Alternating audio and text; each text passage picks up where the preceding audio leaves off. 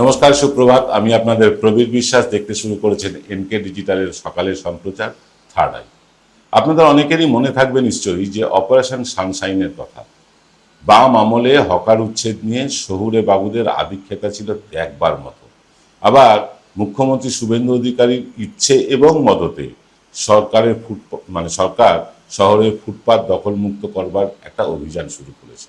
একই সাথে বিভিন্ন রেল স্টেশনগুলো থেকেও অবৈধ হকারদের উচ্ছেদ করবার একটা প্রক্রিয়া শুরু হয়ে গিয়েছে পুরোদমে। শহর স্টেশন আরও একবার ঝকঝকে হয়ে উঠবে। এ নিয়ে আহ্লাদে গদগদ হয়ে উঠেছেন বাংলার এলিট বাবু আর বিবিরা, যারা কখনোই ঠান্ডা গাড়ি থেকে নেমে ফুটপাতে হাঁটেন না, দরদাম করে জিনিসপত্র কেনেন না, হয় অনলাইনে শপিং করেন অথবা শপিং মলে গিয়ে কেনাকাটা করেন। সেদিন অপারেশন সানশাইনের বিরুদ্ধে রুখে দাঁড়িয়েছিলেন মমতা ব্যানার্জি। পিছু হটতে বাধ্য হয়েছিল বিপুল ক্ষমতাশালী বামফ্রন্ট। আজও আবার পাইকারি হারে হকার উচ্ছেদ নিয়ে পথে নামতে চলেছেন সেই মমতা ব্যানার্জি। ফুটপাতে বা রাস্তায় হকার নিশ্চয়ই একটা বড় সমস্যা। বিশেষ করে অবাংলাভাষী হকারদের দাপট ধর্মতলা, চাঁদনি মার্কেট, বড়বাজার, ক্যানিং স্ট্রিট এলাকায় তো বিপুল পরিমাণে আছে। চাঁদনি মার্কেটে তো ঢোকার মূল রাস্তাটাই অবরুদ্ধ হয়ে গেছে হকারদের জন্য। মেট্রো সিনেমা বরাবর জওহরলাল নেহরু রোডেও ফুটপাত বলে আর বিশেষ কিছু নেই। এগুলো নিশ্চিতভাবে পরিষ্কার হওয়া দরকার। প্রায় সব বড় বড় শহরেই এই হকার সমস্যা আছে। আমাদের দেশেও এই সমস্যার মূল কারিগর কিন্তু হচ্ছে এক শ্রেণীর নেতা। তারা এবং তাদের চেলা চামুন্ডারা এই হকার বসানোর মূল কারিগর। মোটা টাকার বিনিময়ে ফুটপাতে ডালা লাগানোর অনুমতি দেয় তারাই। এখন সরকার বদল হয়েছে, তাই পুরনো নেতা এবং তাদের চামচেদের হকার বসিয়ে তোলাবাজি বন্ধ করতেই শুরু হয়েছে এই অপারেশন সানশাইন 2.0।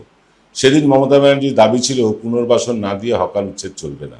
সেদিনে তিনি ছিলেন বিরোধী নেত্রী, আজও তিনি কিন্তু বিরোধী নেত্রী।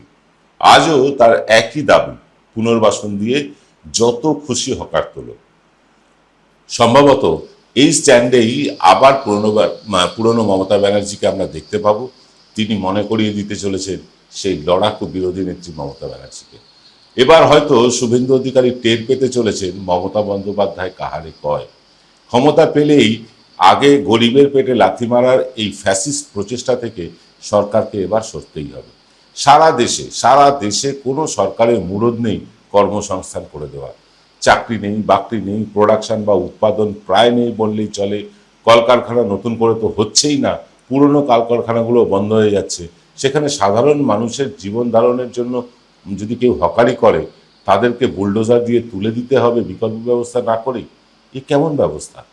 এই হিটলারি মনোভাব মোটেও কিন্তু গ্রহণযোগ্য নয়।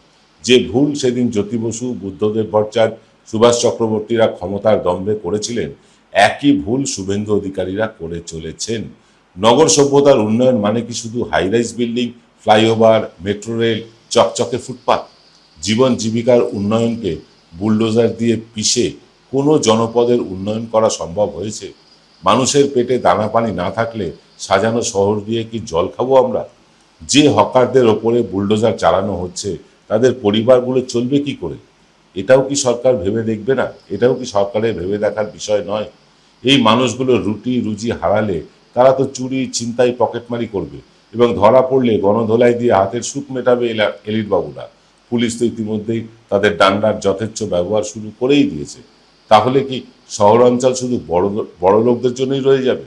না, এই হকার তুলে দেওয়ার পেছনে রয়েছে বিশাল অঙ্কের টাকা তোলাবাজির একটা নীল নকশা।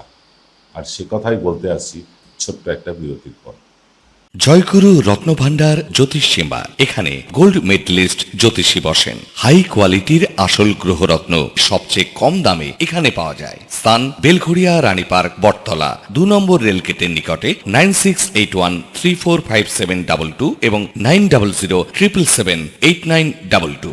Padmalaya Group, where moments are made permanent.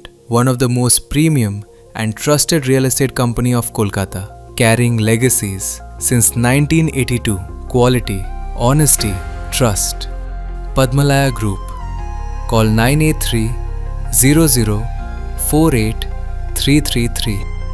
Visit us www.padmalayagroup.in.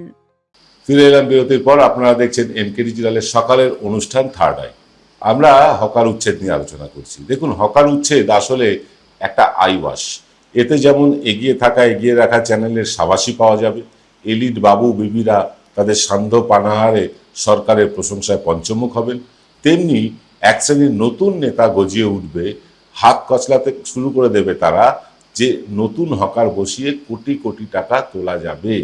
হ্যাঁ, এই তোলা আমদানি করার জন্যই, এই তোলাবাজির জন্যই পুরনো হকার, পুরনো যারা হকারদের মাতব্বর, তাদেরকে বুলডোজ করা হচ্ছে। এই শহরতলি কোনো দিনই হকার মুক্ত হয়ে উঠতে পারবে না। একদলকে বুলডোজার দিয়ে পিষে কয়েকদিনের জন্য চুপচাপ করিয়ে আবার আর এক দলকে এই জায়গা করে দেওয়া হবে। পেটের দায়টাই কিন্তু সবচেয়ে বড় দায়। ডালা ভাড়া দিয়ে নেতারা আরও একবার লুট চালাবে। কলকাতার ফুটপাতে যত হকারকে দেখেন না, তাদের 80% মালিকই কোনো না কোনো নেতা বা দাদা বা ভাইয়া এদের আন্ডারে। যারা হকারি করেন না, যারা হকারি করেন তাদের অধিকাংশই এই দাদা ভাইয়া বা নেতাদের কাছে দিন পিছু হিসেবে ভাড়া দেন। হ্যাঁ, আর না হয় কর্মচারী হিসেবে সেই ডালায় কাজ করেন। মানে যদি সরকার ছবি সমেত আই কার্ড দিয়ে হকারি করবার নির্দেশ দেয়, ওই আই কার্ড মালিককেই হকারি করবার অনুমতি দেয়, তাহলে দেখবেন 70-80% হকার এমনি উঠে যাবে। হকারদের স্থায়ী আচ্ছাদন নিষিদ্ধ করে শুধুমাত্র ঠেলা বা হাতে টানা গাড়িতে হকারি করবার নির্দেশ দেওয়া যেতে পারে, এবং সেই গাড়ির দৈর্ঘ্য প্রস্থ যদি সরকার স্থির করে দেয়, তাহলেও কিন্তু ফুটপাতগুলো অনেকটাই ব্যবহারের উপযুক্ত হয়ে উঠতে পারে। আর তার সাথে যাদের স্থায়ী দোকান আছে, তারাও দোকানের বাইরে যাতে পসরা না সাজায়, তারও কিন্তু ব্যবস্থা করতে হবে। উচ্ছেদটা কোনো সমস্যার স্থায়ী সমাধান হতে পারে না, বরং বিকল্প রুটি রুজির ব্যবস্থা সরকার করে দিতে পারলেই সেটাকে সরকারের সাফল্য বলা যায়। বহু ভিন রাজ্যের লোক কলকাতা শহরে শুধু হকারি করতে আসে। ভিন রাজ্যের লোক, যারা এই রাজ্যের ভোটারও নন, দেশওয়ালি দাদা ভাইয়াদের সাথে যোগাযোগের কারণে আর লেনদেনের সুবাদে এই শহর কলকাতায় তারা হকারি করছেন।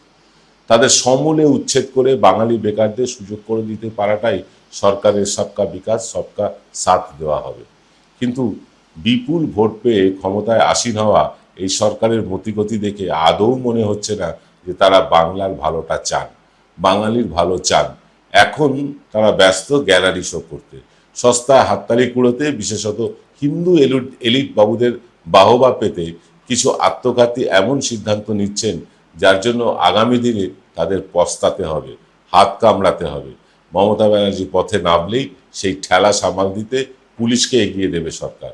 পুলিশ আবার সাধারণ মানুষকে লাঠি চালিয়ে, গুলি চালিয়ে সাধারণ মানুষের থেকে বিচ্ছিন্ন হয়ে যাবে। পেটে লাথি পড়লে মানুষও কিন্তু ছেড়ে কথা বলবে না। আগামী 3 বছরের মধ্যেই লোকসভার নির্বাচন। স্বাস্থ্যসাথী কেড়ে নেওয়া হয়েছে, মানুষের রুটি রুজি কেড়ে নিয়ে লোকসভায় ভালো ফল করবে, এটা কার্যত অসম্ভব মনে হচ্ছে। এভাবে দমন পীড়ন দ্বারা সরকার চালাতে থাকলে সেই দিন আর খুব বেশি দূরে নেই, যেদিন পেটে গামছা বেঁধে ওই শ্রীরামের ধ্বনি দিয়েই সরকারকে রাম নাম সত্যে হায় ঘোষণা করে দেবে এই সাধারণ মানুষই। সকলে ভালো থাকবেন, নমস্কার।